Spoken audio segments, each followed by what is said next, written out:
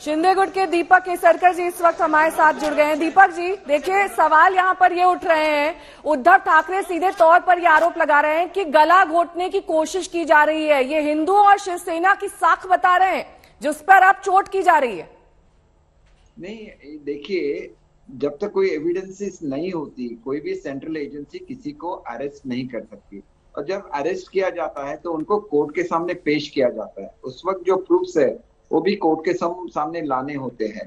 तो ऐसे नहीं है कि जो प्रवीण राउत उनसे रिलेटेड है उनकी तो अरेस्ट हुए एक साल करीब करीब एक साल हुआ होगा। तो उसके बावजूद भी इनको अरेस्ट नहीं किया गया था। बार बार इनसे पूछताछ की जा रही थी। और आप एक चीज ये भी देखिए कि वो पूछताछ को वो ठीक से कोऑपरेट नहीं कर रहे थे, वो बार बार समय मांग रहे थे। ये एक चीज है जो किसी को भी अवॉइड करनी चाहिए। दूसरी चीज ये है कि मैं भी एमओएस होम रह चुका हूँ।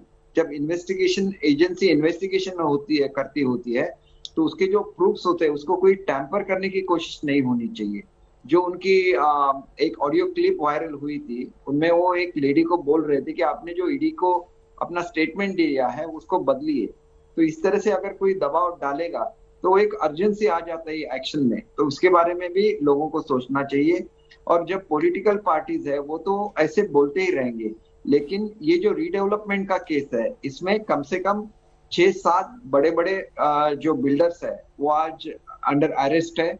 और उनका भी कॉज यही है कि उन्होंने जो टेनेंट को देना था या वो जो झोपड़पट्टियां थी जिसका रीडेवलपमेंट हो रहा था वहां पे जो लोग रहते थे उनको उनके मकान नहीं दिए। वहां पे उन्होंने वो जो प्रॉपर्टीज थी उसको लिक्विडेट किया और वो पैसा दूसरी जगह पे उन्होंने ट्रांसफर किया। और यही एलिगेशन है। और इसके बारे में ना तो सिर्फ किसी पॉलिटिशियंस को अरेस्ट हुआ है, इसके बारे में बड़े बड़े बिल्डर्स भी आज ईडी की हिरासत में। तो एक मैसेज ये भी जाता है कि जो गरीबों का हक है वो अगर आप चुराने की कोशिश करेंगे तो गवर्नमेंट उसको स्ट्रिक्ट एक्शन लेंगी। तो राउत साहब के पास अगर ऐसे सबूत है कि वो इसमें इन्वॉल्व नहीं है तो वो कोर्ट के सामने ला सकते हैं उस सबूतों को। दीपक जी, साथ ही प्रियंका चतुर्वेदी ने कहा है कि ईडी का बेजा इस्तेमाल किया जा रहा है और जिसे लेकर राज्यसभा में चर्चा की मांग भी की है। लेकिन इस बीच कोर्ट का वो आदेश भी तो मानना होगा ना जिसमें ईडी की सारी पावर्स को बरकरार रखा है। कहीं ना कहीं आप जो कोर्ट कह रहा है उसकी भी आप अवमानना कर रहे हैं ये सब कहकर। सही आप सही बोल रहे हैं।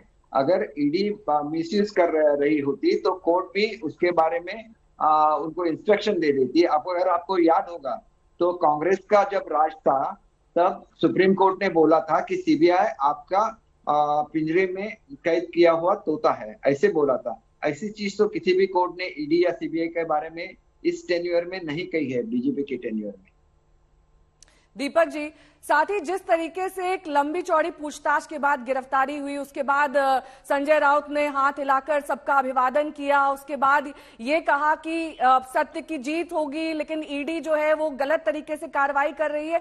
ये पूरा का पूरा जो कल हमने एक सिलसिलेवार तरीके से कई सारी तस्वीरें देखी, ये दर्शाता है कि शिवसेना अभी भी पावरफुल है। शिवसेना में संजय राउत जैसे नेता हैं जो ईडी को भी अभी तक चैलेंज करते आ रहे हैं। ये कहीं ना कहीं आपको लगता है कि दर्शाता है कि शिवसेना अब भी ये बता रही है कि आप सबके अलग होने के बाद और उनके सत्ता से जाने के बाद भी एक बड़ी तस्वीर उनके कार्यकर्ताओं के लिए, उनके नेताओं के लिए पेश करने की कोशिश।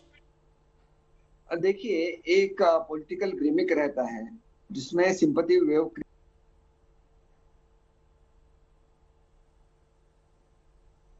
ये तो शिवसेना का एक कैडर है यहाँ पे और उस कैडर को एक तरह से इमोशनली ब्लैकमेल करने की कोशिश की जा रही है कि ये सब घटनाएं गलत है और ये शिवसेना पे आघात है, ऐसे कुछ बताने की कोशिश की जा रही है। और इसीलिए वो इस तरह से एक्ट कर रहे हैं, जबकि उनको अरेस्ट किया जा रहा है। उसके लिए अगर सबूत होंगे इसलिए उनको अरेस्ट किया जा रहा है। तो लोगों को भड़काने का सवाल वहां पे नहीं उठता। अगर आप सच है, आपके पास एविडेंस है आपके निर्दोष होने के, तो उसको कोर्ट के सामने पेश किया जाना चाहिए। और जबकि आपने देखा कि नवाब मलिक जी को भी जब अरेस्ट हुई थी तो वो उनका जो संबंध था दाऊद इब्राहिम से, उसके बारे में उनको अरेस्ट किया गया था। फिर भी वो इसी तरह से एक्ट कर रहे थे, बहुत जोर से हाथ हिला रहे थे, लोगों से different, the same kind of gesture that चुनावी रोड शो लग रहा था कहीं ना कहीं दीपक जी, जैसे कि इसमें सिमिलरिटी है। देखिए वो नवाब मलिक और इनके दोनों में सिमिलरिटी है, वो जो जिस तरह से वो एक्ट कर रहे थे।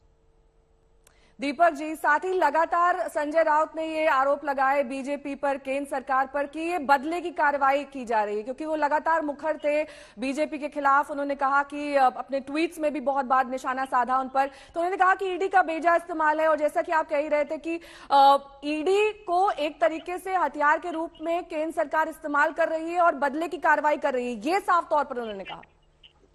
नहीं, वो तो कहेंगे क्योंकि उनपे एक्शन हो रहा है तो वो वही कहेंगे, लेकिन सच है वो आप कोर्ट में बोल सकते हैं ना। इंडिया की जुडिशरी सबसे डिपेंडेंट जुडिशरी मानी जाती है जग में, तो उसके बारे में तो ऐसा नहीं बोलना चाहिए। आपको कोर्ट के सामने जाना चाहिए, अपना जो उसके बारे में कहना है उनके सामने रखना चाहिए, और यही मुनासिब है। आप एक रिस्पॉन्सिबल पार्टी को बिलोंग करते हैं, आप उसके प्रवक्ता है, तो आपको ऐसी बातें नहीं करनी चाहिए और इससे पब्लिक की सिंपैथी गैदर करने की कोशिश नहीं करनी चाहिए। हालांकि जो सही है, जो ट्रुथ है, वो लोगों के सामने लाना चाहिए, कोर्ट के सामने लाना चाहिए। और आज भी हम लोग बोलते हैं कि अगर आप निर्दोष रहेंगे तो आपको कोर्ट छोड़ देंगे, आपको किस बात का डर है। और देखिए हमारा इससे कोई भी रिलेशन नहीं है। जो रिलेशन दिखाने की कोशिश की जा रही है कि हमारे मुख्यमंत्री जी गए थे दिल्ली, उनका अमित शाह जी का साथ मीटिंग हुआ, वो तो कैबिनेट एक्सपेंशन के बारे में का मीटिंग था, और आने के बाद उन्होंने डिक्लेयर भी किया हमारी डिस्कशन हो गई है, अब हम कैबिनेट का एक्सपेंशन करेंगे। उसका कुछ भी रिलेशन नहीं है। नहीं, दरअसल टाइमिंग ऐसा था ना दीपक जी, जब आपकी सरकार बनाने की कवायद चल रही थी उसी दौरान ईडी के समन इन्हें जा रहे थे, कई बार ये पेश नहीं होने के लिए बहुत सारे रीजंस भी दे रहे थे, तो वो टाइमिंग ऐसा था दरअसल कि इनकी ओर से ये आरोप लगाए गए कि क्योंकि उनकी सरकार जा रही है और क्योंकि बदले की कार्रवाई करना चाहती है आपकी सरकार केंद्र सरकार के साथ मिलकर, इसी तरीके से ईडी का इस्तेमाल हो रहा है। वो टाइमिंग को लेकर दरअसल सवाल उठाए जा रहे हैं। बिल्कुल गलत है, ये तो उनके खिलाफ कार्रवाई है, लास्ट 1 ईयर से चल रही है, तो टाइमिंग का क्या सवाल है इसमें। ये तो जब बोलते हैं तो हमको स्ट्रेंथ मिल जाती है, इतने बुरे शब्दों में बोलते हैं कि हमारे एमएलए की संख्या बढ़ती गई, और एक तरह से शिवसेना की सरकार जाने में या उद्धव साहब की सरकार जाने में सबसे बड़ा हाथ किसका रहेगा, तो वो राउत साहब का ही है। और वो खुद को शिवसेना के बोलते हैं, लेकिन वो तो असल में एनसीपी के है, ऐसे हमारा मानना है। तो ये तो बात आज हम लोग उनको दुखी नहीं करेंगे क्योंकि उन पे कार्रवाई चल रही है, तो हम लोग ज्यादा उनके खिलाफ नहीं बोलेंगे। और इसमें हमको मत जोड़िए, हमने जो किया है वो हमारे सिद्धांतों के लिए किया है, हमने जो किया है हमारे लोगों के लिए किया है, शिवसेना को बचाने के लिए किया है। नहीं तो वो राउत साहब और एनसीपी मिलके हमारे पक्ष को वो खत्म ही कर देने वाले थे। आज भी एक कोशिश चल रही है महाराष्ट्र में कि लोगों को भड़काने की, शिवसैनिकों को भड़काने की, लेकिन हम भी उनको समझाएंगे कि किस तरह से एक षड्यंत्र चल रहा था शिवसेना को खत्म करने का, और किस तरह से हमने शिवसेना को बचाने की कोशिश की है। इस षड्यंत्र की जानकारी आपको पहले से थी, क्योंकि जब आप शिवसेना में ही थे तभी का है ये पात्रा चौल घोटाला मामला? आपको इस घोटाले की जानकारी थी? क्या क्या डिटेल्स आपको मालूम थे या फिर आपके बाकी विधायकों को मालूम थे? देखिए, इसका जो इन्वेस्टिगेशन कर रहे हैं वो ईडी है। हमें तो राउत साहब के बारे में पर्सनल कुछ भी एक्शन लेने का हमने कभी मन में नहीं लाया था। वो तो गंदी बातें करते रहते हैं, इनडिसेंट शब्द यूज करते रहते हैं, लेकिन हमने उनके खिलाफ कभी भी ऐसे शब्द यूज नहीं किए, ना कि हमने उनका विरोध भी किया है। हम तो एक ही बात बोल रहे थे कि ये एनसीपी के एजेंट है जो शिवसेना को खत्म करने के लिए कोशिश कर रहे हैं, और हम आज भी हमारी इस भूमिका पे कायम है।